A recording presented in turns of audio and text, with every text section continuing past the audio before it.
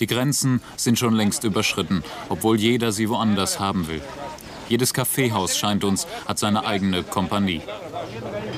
Diese hier wollen erst die Chetniks verjagen und dann gleich noch die Hälfte Serbiens dazu erobern. Wir leben einen Albtraum. Rambo ist Wirklichkeit.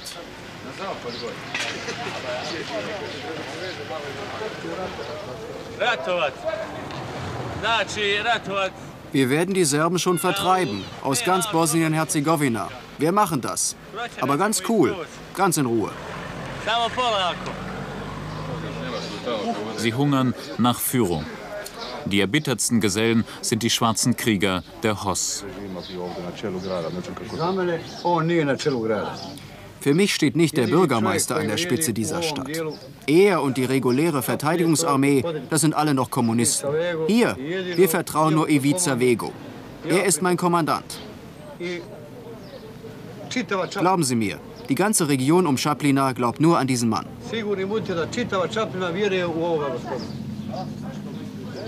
Die HOS trägt ihre Symbole an Sicherheitsnadeln. Bei Bedarf sind sie abnehmbar, um als Killertrupp unerkannt zu bleiben.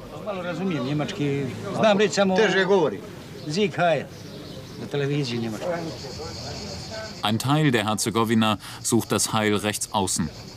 In Čapljina drillt die HOS ihre Leute in der alten Tabakfabrik. Die Wirtschaft liegt sowieso brach. Herzegowina über alles.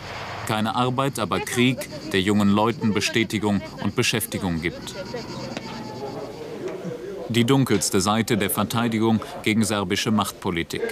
Die HOS wird aus Kroatien von einem anerkannten Politiker gesteuert. Ein Führer ohne Schnurrbart. Eine abenteuerliche Sammlung.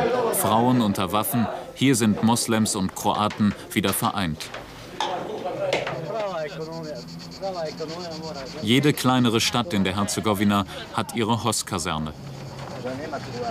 Wenn keine Chetniks in der Nähe sind, liefert sich die HOS auch schon mal Feuergefechte mit eigenen Einheiten. Sie sind wirklich alle verrückt geworden. Wenn man vor ihnen steht, fällt einem nichts anderes mehr ein.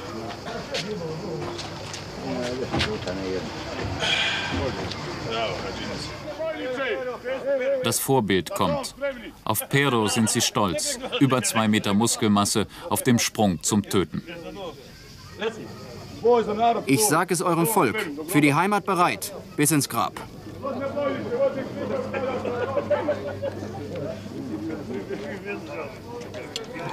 Schnelle Waffenkunde. Fehlende Kenntnis und Disziplin wird durch Hemmungslosigkeit ausgeglichen.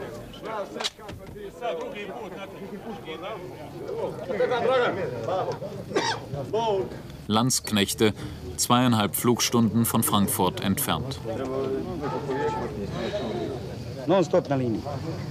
Die Leute am Maschinengewehr haben nun Stoppdienst, die anderen arbeiten im 8-Stunden-Rhythmus. Kampf, Ruhe, Bereitschaft. Einpeitschen wie auf dem Sportplatz.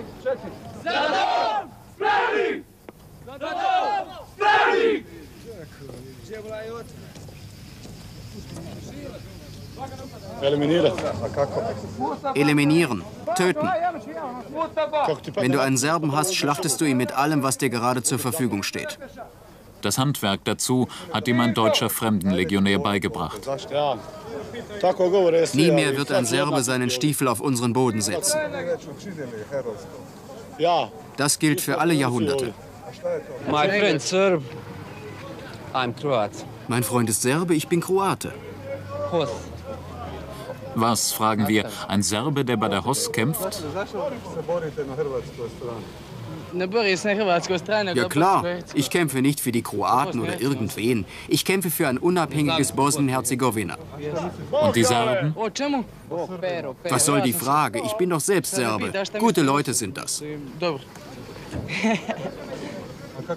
Wogegen kämpfst du denn dann? Gegen die Chetniks. Das sind keine Menschen. Für die habe ich hier mein Gewehr, um sie umzulegen. Und was kommt danach? Wahrscheinlich werde ich eh meinen Kopf verlieren. Was soll's? Ich gebe sowieso den Löffel ab. Ich bin zuckerkrank. Nach dem Krieg werden wir einen Song für dich spielen, sagt der andere. Vorher haben sie die Joints für die Front verteilt. Na klar nehmen wir Drogen mit, Mann. Hier nimmt fast jeder Drogen. 70–80% der Leute. Wir stehen auf Sex and Drugs and Rock'n'Roll.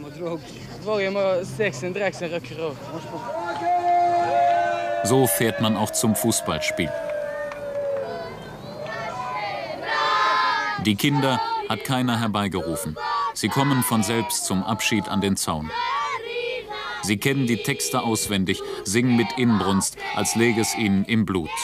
Überschreiten wir den Fluss Drina, zündet Serbien an.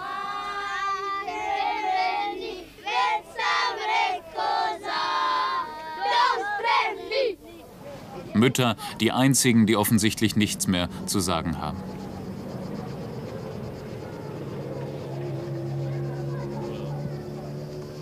Ein bisschen überrumpelt sind sie, sodass wir mit laufender Kamera hineinkommen, wo man den Schrecken nur ahnt.